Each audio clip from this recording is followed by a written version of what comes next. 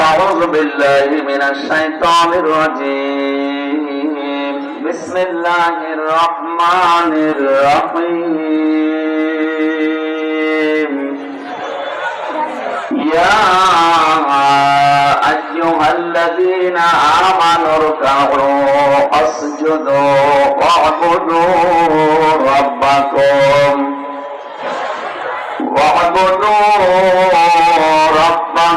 وافعلوا الخير لعلكم